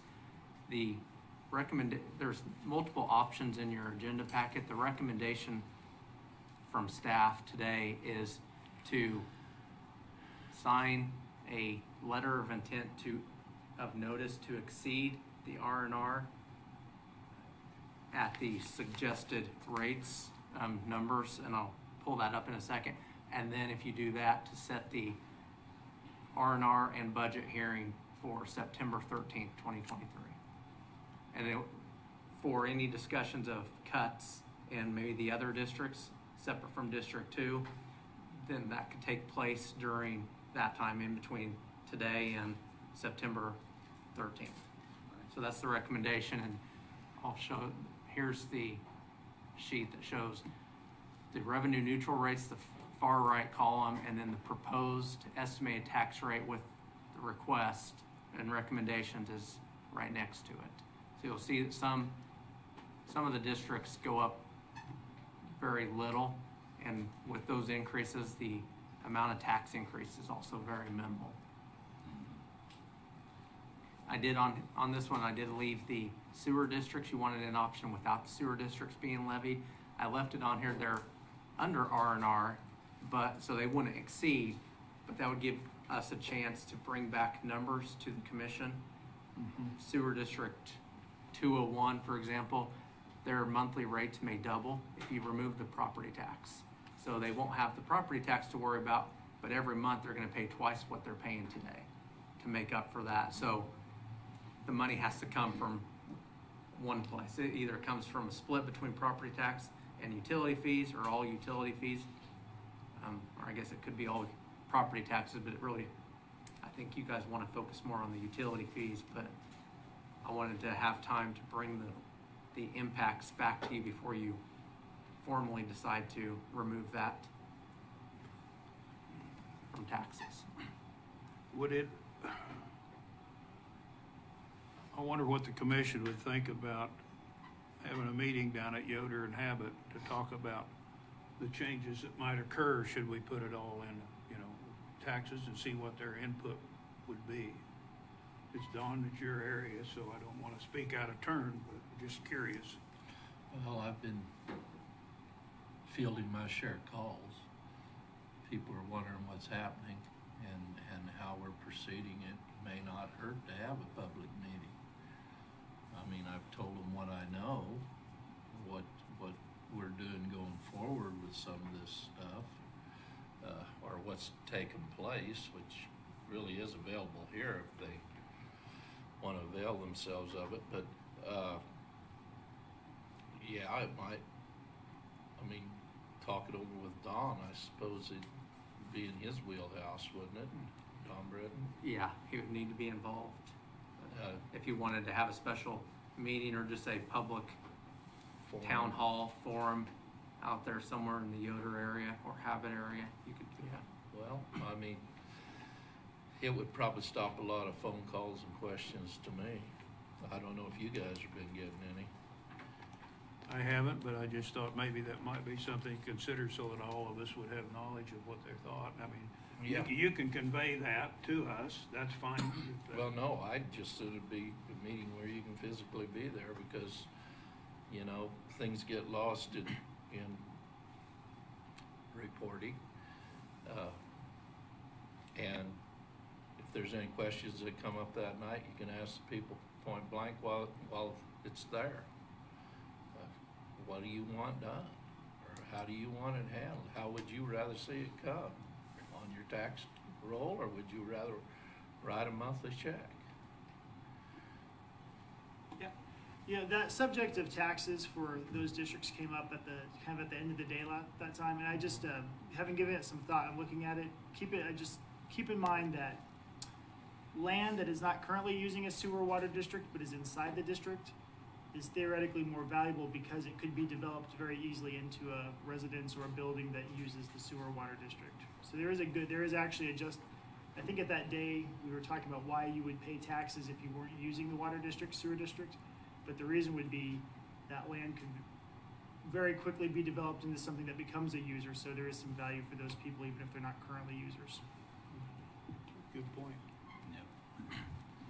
Then also on the Sewer District 8 Highlands bond and interest, just when there was a resolution passed, when that was bonded, it was, I think, determined at that time, and Kevin Cowan, our bond counsel, is actually here. If I say something wrong, please correct me, that there may be some latitude to remove that property tax and just make it all user fees. Again, the Highlands may have an increase in their monthly fees, but when that resolution was passed for that bond, it was intended to be split 50-50 between user fees and property taxes. Though I think we could remove it, I just wanted to bring that to your attention. That one does have a bond on it right now. So I guess I've got a question for Adam or for Travis, whoever would be most or have the most information on this. So my understanding is that a lot of the increases that are being requested are because equipment is outdated and the firefighters just aren't as safe as they should be in some of these districts fighting fires. Where are we at on that? Like how many more years of increases do we have to get everything where it needs to be? Or so as far as the safety equipment that I've referenced in the past, that's our personal protective equipment. So the bunker gear, your coats, your pants, anything that's going to keep our firefighters safe on a scene. That's never been budgeted in the past. What's happened when those items are purchased is they're purchased out of their special equipment fund that they've been saving for equipment. So what we did is we went through everyone's budget and basically divided $6,000, that's what it costs to outfit one fireman, $6,000 by how many firemen are on that district, and that's what we requested for the budget. So those numbers will continue indefinitely because it's broken out over 10 years. I believe our largest increase we requested was around $40,000, and the $40,000 will not outfit that entire department with that safety gear. That's outfitting roughly 6 firemen and purchasing 1 radio. So it's a 10-year cycle, and we're gonna keep requesting that over and over. As far as fire trucks and large equipment, I'll tell you, every single fire district, their special equipment fund is underfunded, and that's just because we've tried to stay lean so long that we haven't been funding those special equipment funds correctly to keep up with the increased cost of trucks, increased cost of equipment that goes on those trucks. So how do we combat that in the future? We could either A, start bonding some of our larger equipment, or B, start increasing some of these funds where we can adequately fund the special equipment funds. It's going to be a long process. can you come back with us with some numbers of what we would need to actually get all of our firefighters in appropriate gear this budget cycle? So today, right now, I mean, not necessarily right now, all of our firemen are in the correct gear. Okay. But you'll see over the past year since Travis has been on board with us, we've hit those special equipment funds really hard and had some very large expenditures to make sure that the proper protective equipment was purchased for those firemen. Okay. Which deters something else you're saving it for. Give me an example. So Just that so would, you can say that. That would deter us for purchasing a brush truck. It might push that out for a couple years, or a fire engine, or two of the very large purchases that we need to look at in the very near future are stations in Nickerson and Turon. And we've been trying to save cash, but without the budget increases, we can't save the cash to purchase those items.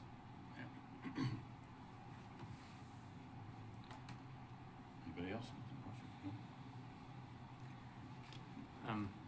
There's other options if you wanted to, if you didn't want to do the R&R, of course, even if you're doing just Fire District 2 to exceed, that sets the motion to where this is all one special district's budget, so. But it would encapsulate all of it if we made a motion, Fire District and the other. It would take care of all the fire districts and all the R&R notifications that are needed. Okay.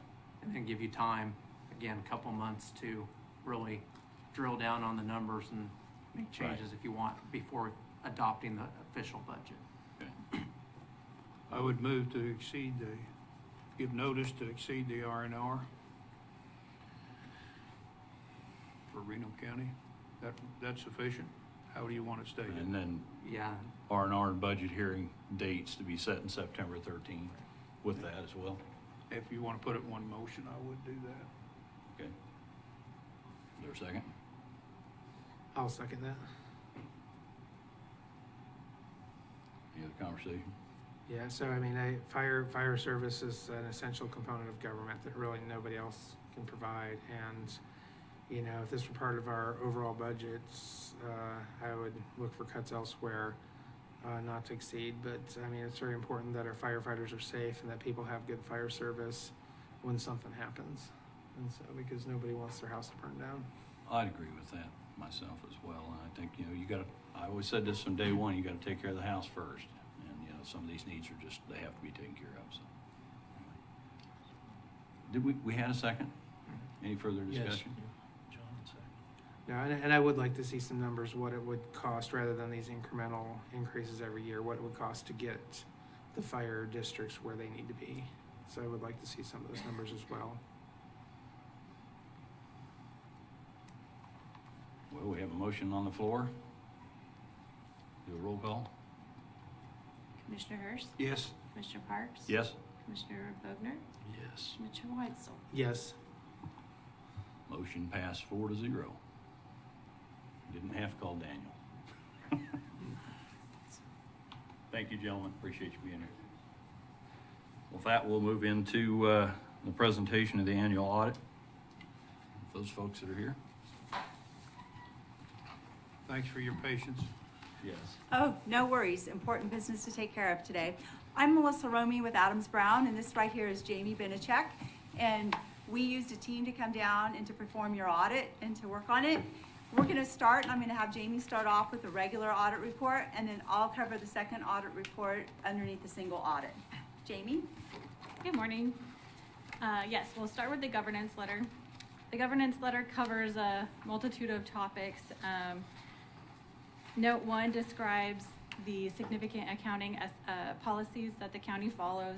We also have a section called difficulties encountered performing the audit. There were no difficulties. In fact, we have a great working relationship with Leslie and Randy and all of the departments. The health department does a great job providing all of our questions, and we sure have a lot of them. So all of the departments do a great job providing all of our information. And over the last few years, the technology within Reno County has made everything electronic these days. And so everything gets sent to us electronically. I won't say everything. A lot gets sent to us electronically beforehand. And so we're really able to take a deep dive into those documents and gather questions before we're even on site. And so then that makes the disruption to everybody's lives here while we're here minimal. So I do want to take a minute to thank you for all your work and all of the departments for helping us get the audit done. Disagreements with management, there were none. Corrected and uncorrected misstatements, again, there were none. The the numbers that you guys see on a monthly basis are very accurate. We did not have any type of audit adjustments this year. And so, and then on the second page, other audit findings or issues, again, there were none. Overall, very clean audit. We take a good deep dive look into procedures, processes, and controls while we're here. And over your controls over financial reporting, we didn't find any additional recommendations to recommend to your management. And so that's the gist of that report. Any questions? Otherwise, we're going to flip to page 1 of the audit report.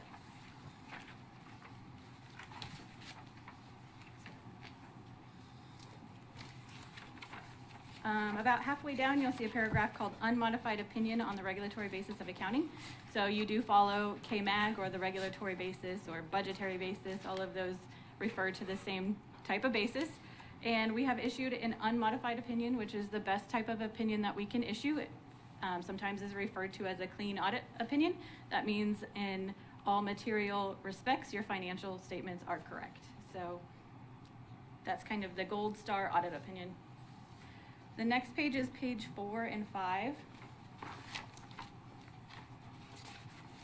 This is your summary statement of receipts, expenditures, and unencumbered cash for the year. So left side, you start with your beginning of the year unencumbered cash, you add in your receipts, subtract your expenditures, and you come up to that bolded column, which is the ending unencumbered cash balance. And these are the numbers that you start your 2024 budget with. So these numbers should not be a surprise. They should probably look pretty familiar to you.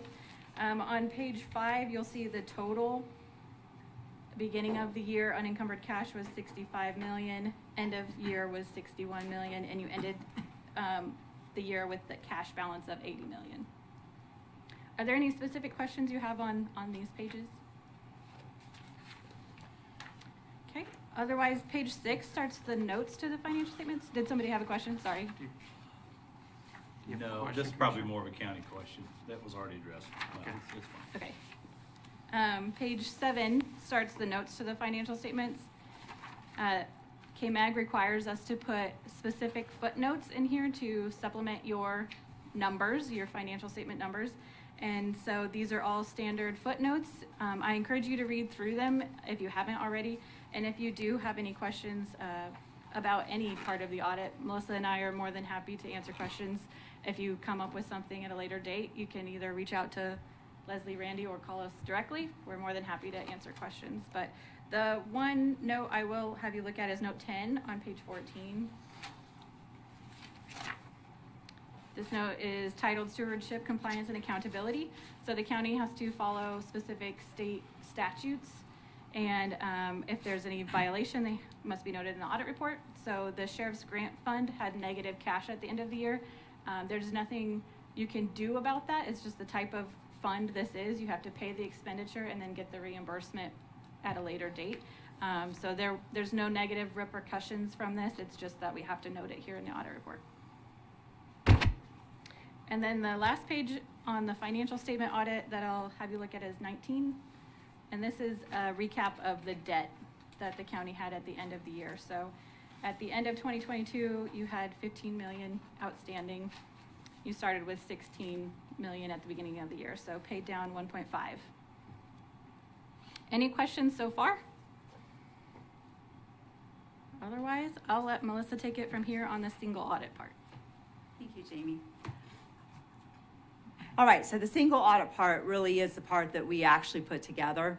The only thing that we do not, so the previous financial statements and notes to the financial statements are done by Leslie. She puts them together, and then we do our audit procedures from them.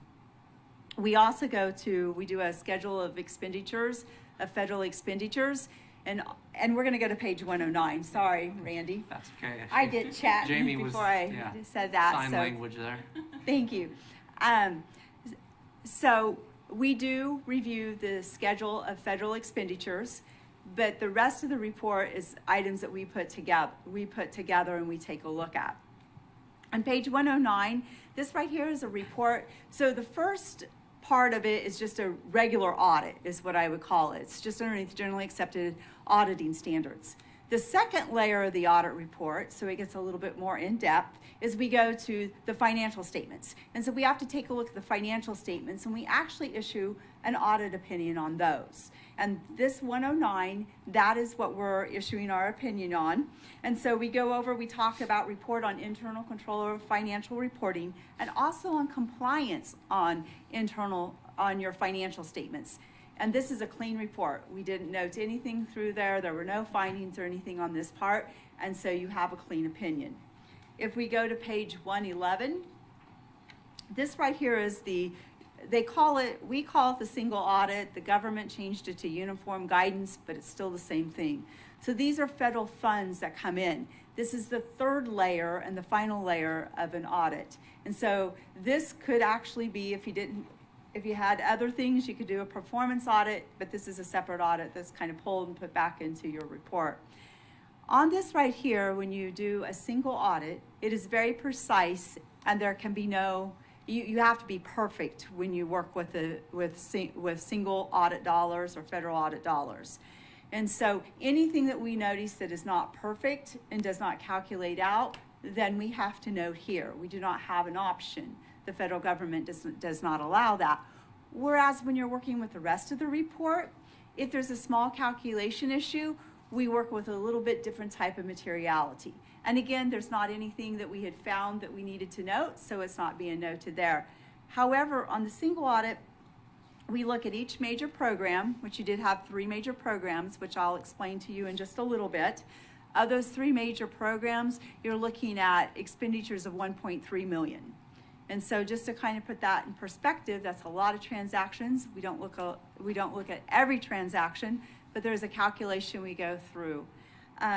So if you turn to page 112, this part right here, then we go over the internal control. We have to exercise professional judgment.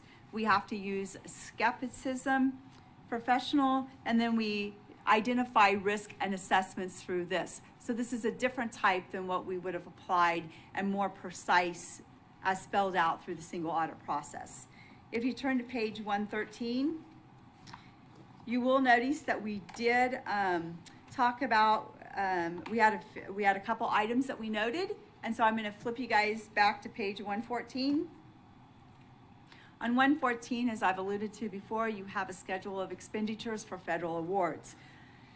If you look from the last column on the right-hand side, these are your total federal expenditures. And then if you look at the column 2 from the right-hand side, you also have pass-throughs to subrecipients. And again, pass-through to subrecipients means that you have a higher level of looking at their expenditures in conjunction with your expenditures. So you add a little bit of layer of complexity to it. I'm gonna have you flip, I'm gonna call your attention, to a couple things on this page. I want you to look, it's the 4th line item down, 3rd line item down, it starts with $233,818 on the right-hand side. This is what we call the WIC program. So it's Women, Infant, and Children. This was one of your major federal programs this year. If you look, you spent about $363,000 in this program. It also covered 4 years of programming coming through it. And so again, just to put it into perspective of how many different audits and how many different things that we're looking at throughout the year. If you look down towards the bottom, you'll see U.S. Department of Transportation. This is your RCAP funding. And again, the RCAP funding is about $700,000 of expenditures. And again, that was another one of your major programs that we reviewed this year. If we flip over to the next page, you're also finishing out and using the rest of what we call your ELC or your COVID funding. And those would have passed through with the health department. And so if you look at those, there's a couple of them. It's roughly about $300,000 on those, and they're in about the middle of the page, and they kind of say COVID R3. But again, that's funding that's coming through. I'm going to have you look at the very end of the page there, at the bottom of the page. Reno County actually expended $2,603,781 in federal funding. And subrecipient pass-through was $189,259. I'm gonna have you flip one more page. And again, Jamie had told you guys, we have to tell the federal government what basis of accounting that you do your report on. We talked about it, we called it regulatory basis, but just to give you a little bit more of exactly what that means, it means that we only pick up the receipts that you've actually received, so it's only cash you got by December 31st.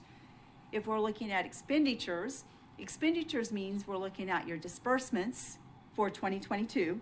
We then have to add in accounts payable that you hadn't paid for until we go into the year 2023.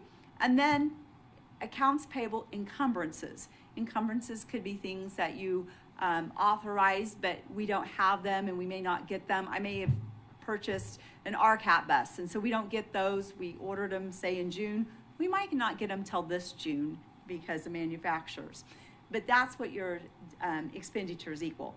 So that just tells you that you did not, you elected a 10% de minimis rate, which the federal government allows, and you didn't have any non-cash federal items brought into the county this year. Going back to page 117. And so we also filed this report with the Federal Clearinghouse, and with the Federal Clearinghouse, what they're looking for is this right here. They're going to look at your financial statements and what type of a report did you have on them. As Jamie had indicated, you have a clean report. It's unmodified. So over your internal control on your financial statements, there was no material weaknesses, no significant deficiencies, and no non-compliance material to the financial statements. Okay? If we take a look underneath federal awards, we had no material weaknesses identified, which is really good. Significant deficiencies identified.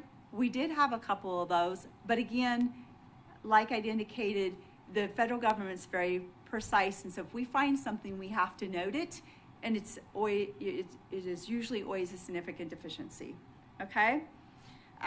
The type of audit report, which is very important for you to know, is that it's unmodified. Again, it is a clean report. We also, it is said, did you have any audit findings disclosed that are required to be reported in 2 CFCR? Did we have anything that was material of $25,000 or more that we found? No, we did not. And so again, that's answered no. As I'd indicated, you have 3 major federal programs down there. I'll let you take a look at them. I've already identified we use a lot of terminology like ELC, WIC, and then I used RCAP. Thresholds for type A and type B programs. Well, a type A program is anything that has $750,000 in federal expenditures. And the key is that this is triggered by expenditures, not by the amount of federal revenue you receive for the year. It's only counted when you expend it. Do you qualify as a low-risk auditee? You will not qualify as a low-risk auditee because you do the regulatory basis of accounting. Again, not a concern. So what does that mean? That means that we have to test 40% of your federal expenditures. And so if you would have been a low-risk auditee, it's only 20%. So we actually test more in the federal grant area than we would have if you did generally accepted accounting principles. Okay? I want to go back to page 118. And we did have a finding. It did cover the ELC grant. It did cover the WIC program.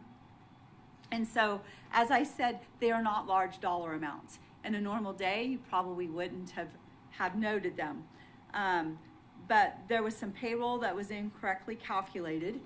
And then when we find that, we have to extract that out. We have to project out what we think, based upon a formula, what the overall cost would be. And so that's noted in that. And then, we had some understated payroll, overstated payroll. And so again, we note that through there, some actual mileage logs and some invoices that charged some shipping that was through all grants that, again, based upon the information we had, it shouldn't have been. So our recommendation at this point was that we recommend that the county review its processes and procedures and make sure to implement some controls. So you already had controls in place. We just need to look at them again. And so you guys have, I believe, have a copy of the corrective action plan, and we'll go over that. Again, when we did the corrective action plan and we went through this, we did spend extensive time with all departments on everything that we had tested, went through it, visited with them, and then came up with a plan that would work and should, you know, help everything going forward. The second one then was, there was another one, and the criteria was we sampled 3 items, and for the purchase of food and beverages, and there were known costs estimated at $88. Again, very small materials, I know. We projected out it's going to be $176 at the end of the time period, but again, just need that second overlayer of review and going back through them. There's a lot of transactions that go through, and I believe it's all been explained with what the health department, other departments are going to do within the corrective action plan.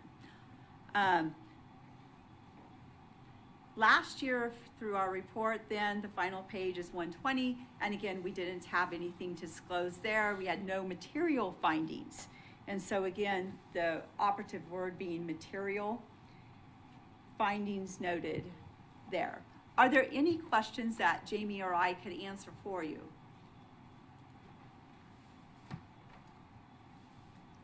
I know we threw a lot of numbers.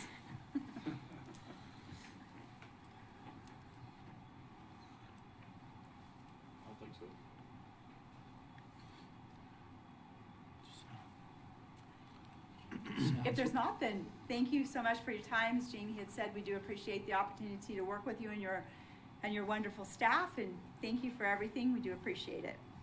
We appreciate you being here informing us. I would like to comment real quick if I can. I want to thank Leslie. She does so much work on this audit to help get it to Adams Brown, along with Bethany in the health department and Carla. So staff does a fabulous job getting the information to Adams Brown so that we can have a clean audit. Yes, thank you for that. It always amazes me the complexity of our local Reno County government and how complex it really is that I don't think probably a lot of us realize until we actually see it here, until we had a first time look at it. But yeah, Leslie? Thank you. Randy said you can't ever go away, so just take Randy. You don't need a motion for them to accept, do you? Well, I looked back at that. We did in 2021 and in 2022 we didn't. So, Melissa, what do you see as your other clients? We do. We prefer to have it accepted because otherwise I cannot file the federal report up to the federal clearinghouse until I know that the commissioners are in approval with it. That's reason enough. Let's do it. So we need a motion to accept the auditor's report as presented.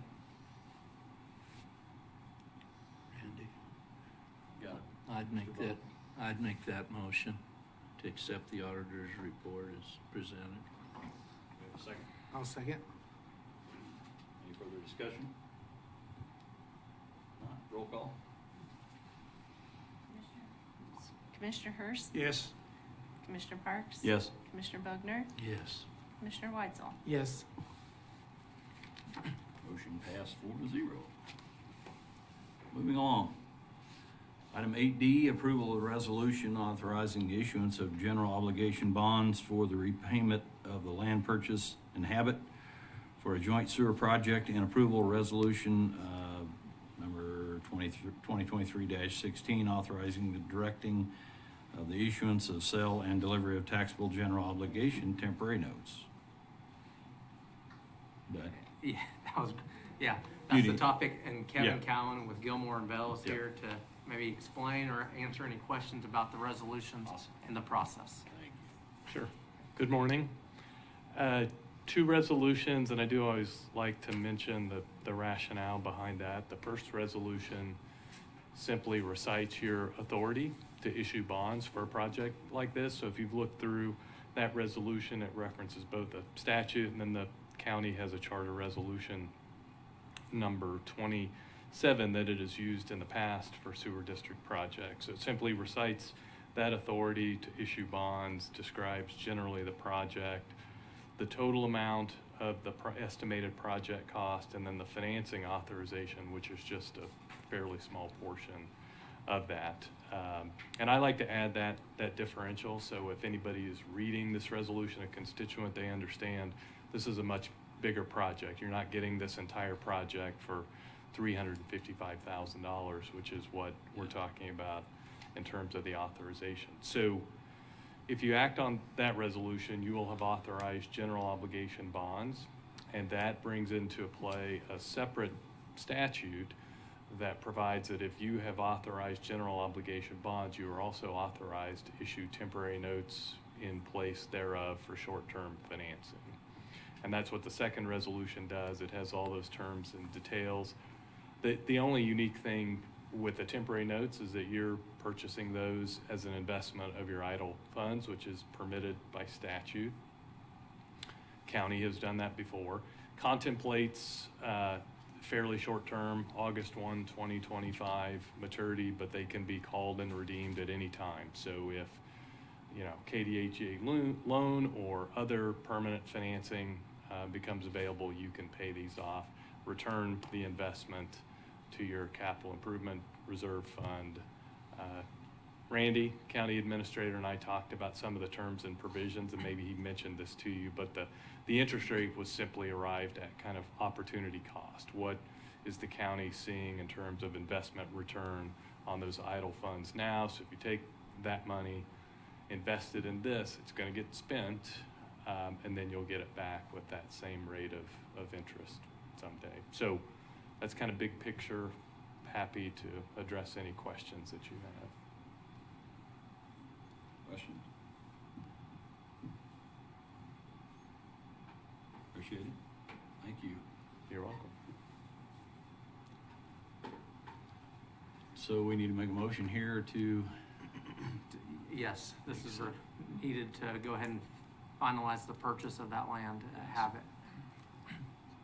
So it would be to adopt, you could do one or two motions, one motion to adopt both resolutions, or you can do two separate motions for each resolution. Okay. And I would move to adopt resolution 2023-15 and 2023-16, allowing for purchase of land in habit for a necessary sewer project. A second. Commissioner Bogner? Any further discussion? Well, seeing none. I just wanted to mention, Commissioners, by getting this in place, adopting these resolutions today, at the next meeting, I think we have to approve the actual, do they have to take action next meeting to make that check issued so we can purchase the land? Or from your perspective, or are we good now? You'll be good. The closing, when you move really money from one account to another, can't occur for a couple of weeks. Right. We'll have to assemble signed documents, send those to the Attorney General's office, and we've contemplated July 27th. So that's really technical. If you had to make that payment beforehand, you could do it. But the first resolution is really for cash basis law purposes.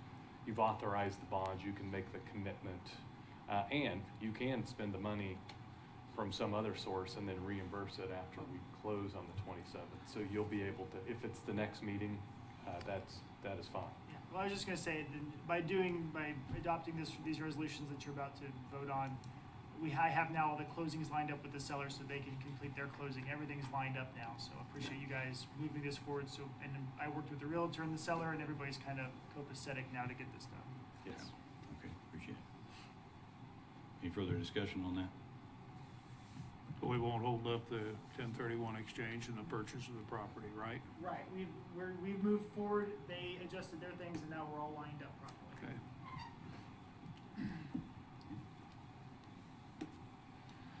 Well, we'll entertain a roll call then, as to adopt the resolution. Do I need to repeat that? Resolution 2315 and 2023-16 as presented. Yeah, and maybe in the minutes, the agenda topic, maybe we spell out what those two different resolutions are, but. Yes. Okay. We can still do it under one motion. Yeah. And that's what you motioned, correct? Yeah. Yeah. Okay. No further comment. We'll have a roll call. Get ahead of her there. Sorry. Commissioner Hurst? Yes. Commissioner Parks? Yes. Commissioner Bogner? Yes. Commissioner Weitzel? Yes. Motion passed 4-0. We'll move to item 9A, monthly department reports. Actually, we have 8E still. Oh, we do? E? Yes. Oh, I skipped past that, sorry. Yeah.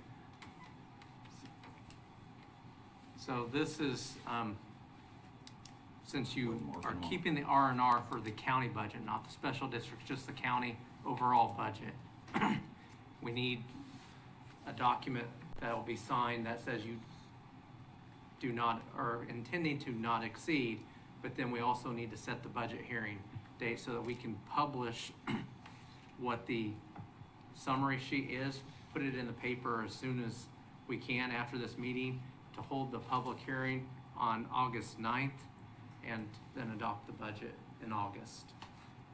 So that would be the request. No changes to the budget are in here. It's the R&R level that you discussed at the last commission meeting. And kind of as mentioned earlier when Conservation District was here, you have time, if you make changes within one fund, you just switch them. It won't be, you can't increase the budget in any fund, but you can, I guess, switch the items inside each fund. We need a motion on this. Okay. We have a motion to accept this. Signing the R&R intent not to exceed the R&R and set a budget hearing for August 9th. I will so move. Okay, Mr. Weinson. Do I have a second? Yeah, you got it here. Okay, Commissioner Bogner. Any further discussion? Not? Send roll call. Commissioner Hurst? Yes. Commissioner Parks? Yes. Commissioner Bogner? Yes. Commissioner Weitzel? Yes. All right, motion passes. Now the monthly departments. I skipped that one. I didn't check it off. Okay. This is, at each meeting, there's a portion of the department's monthly reports that are included. This one has aging, public transit, appraiser, automotive clerk, community corrections, the communications, and district attorney. Didn't know if there was anything in the reports that you had questions on.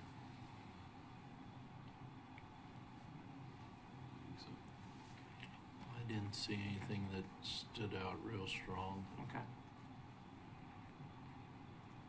All right. And that's all I had for my reports. How about commission reports or comments? Mr. Bogner? I don't have anything big going on right now. That was discussed earlier in the meeting. Yeah. Mr. Hurst? Wonder what the commission, something we could get involved with or need to get involved in regarding the upcoming public comment on Effigy's raise in her rates. At least individually, I think that's something that public needs to be aware of. We probably got a postcard on it anyway. Pretty Prairie Rodeo's coming up. We all heard about the 4-H fair. I don't know whether, did any of you get an email regarding the comments from an individual regarding the potential 30/30 program? Yes. And well as the trails program. Here, a year or two ago, I sat in on a Zoom meeting that had to do with the trails program. And while I don't know that it intersects any of Reno County, it may touch a basis of it because at one time the western route, they did go up to Nickerson. But I think that's something that we need to be aware of, and I think I'll speak with a counselor about this to see how much involvement we need to get into it. But I'm really concerned with the idea presented with the 30/30, as well as what I gleaned from that Zoom meeting on on the trails program, and that has to do with the old cattle trails that came up through Kansas. And I'm pretty concerned over those things, and I want to ask the counselor to see where our role is in that, as far as actually banning them or whatever. But at some point in time, we need to visit, because I'm really concerned with that idea, that especially the 30-30. And the trails would take over individual property rights, and that's something I would be concerned with. Our federal government, if you read a lot of farm publications, our federal government right now is trying to take personal property rights, such with these trails. Their rules, their regs would I was going to bring, there was a good article on it in High Plains Journal. I was going to bring that today and I forgot it. I had a phone call right before I came and I failed to pick it up. But yes, Ron, I agree, that is a hot topic right now, and that is just one little area where they're asserting their what I want to say, trying to take over personal property rights. It's a big push with this 30-30, and that's 30% of the land and water within the U.S. to be owned by the federal government and not personal property. Where's the most affected in Kansas? When I was at the meeting right off, you and I went to, a gentleman spoke about that from western Kansas, and it's really a big deal to them out there for sure too. So yeah, it is something to be watched. it's serious. Our federal government's reaching out, taking. What's our role in that? So, I mean, I've tracked this for a few years and as I've been involved in government. My legal opinion on what I prefer commissioners to kind of look at doing is to not take a resolution on it as such, because it's really a federal policy and a county policy, and they don't really interact directly, and you have some separation of powers issues. However, I do encourage, if the commissioners are all in agreement, to consider making a proclamation of kind of how you feel about it, because that is a good way to attract attention and focus on the issue from the public without unintentionally creating some sort of strange federal county law issue that could intersect in an unintended way. And also, of course, you all have the power of your platform as commissioners to speak about issues just like you're doing right now. So I know some counties have taken resolutions. I just think it's more appropriate. My opinion is, legally it's more appropriate as a proclamation to say, this is how we all feel as the elected officials for Reno County. This is what we think of these issues. I'm not quite as familiar with the Rails to Trails situation if it doesn't go through Reno, but I think it's probably similar in that we don't have a direct legal involvement in that, but you have every right to use to make a policy statement of how you feel about it and attract attention to the issue. So that's kind of that's what I've advised. That's it. When all the commissioners are here, well, maybe we can discuss this again, but I know it affects Ellsworth and Barton and Stafford more than it does Reno County, but it's still, the 30-30 always affects us. 30-30 is everyone. I don't have much thought of making those old cattle trails, making them public right away. That was, it's been too long of a meeting. That was actually controversial at the time. If you know your Kansas history, that actually was the reason why we changed a lot of things legislatively and created barbed wire. So I won't get into that today. It's been too long of a meeting. That's all I have. Okay. Commissioner Weiss? Well, I was fortunate enough to be able to tour a solar facility while I was out of state last week. Was actually just driving by it and stopped to take some pictures, and there was a guy there. Hey, what are you doing? And I told him, and he said, oh, well, hey, let me show you around. And it was clean, it was well run, it wasn't noisy, it wasn't very tall.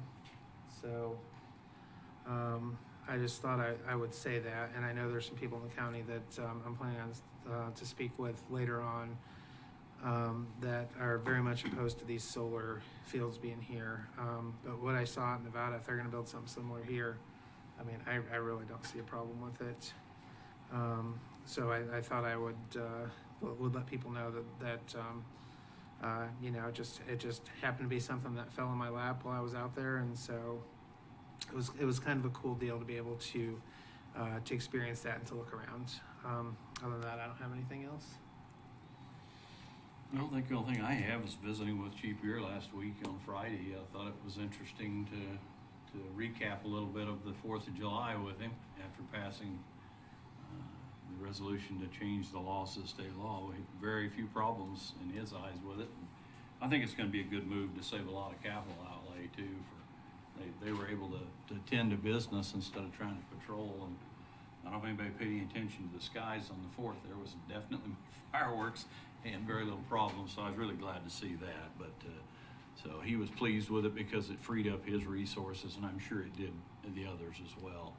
I knew the Hutch Police was on board with not wanting it anymore, so his report back to me had a couple small incidents. He said we have them anyway. So anyway, they were able to attend to them a lot easier. So I thought that was good. So that's all I got. Yeah, I make one other comment. I'm glad you brought that up about the solar regarding, and I think that it's something that a lead counselor would also profess that we do not meet individually with any company with regards to any project that any company would have here regarding whether it's wind or solar or whatever like that they should come in and talk to all commissioners at one time rather than individually or taking you out to supper or anything like that. Well, and I guess that's a good reminder. Right now, that's all before the Planning Commission, so we're in that moratorium phase where we're letting the Planning Commission go there. And anyone who I haven't had any direct contact lately, but anyone who's asked me, I've sent them to the Planning Commission because that body is making the rules. And the reason for that is you guys might end up having to make actual using your authority to review those decisions that they make and everything. So we're trying to just keep everything separate for now. But it's also good to do your own research, and if you have a chance to see something, that's great. I think that's it, isn't it? With that, we'll adjourn the meeting. You did Appreciate well, you being here. Thank you. Randy, we got some stuff to sign here for. Yeah.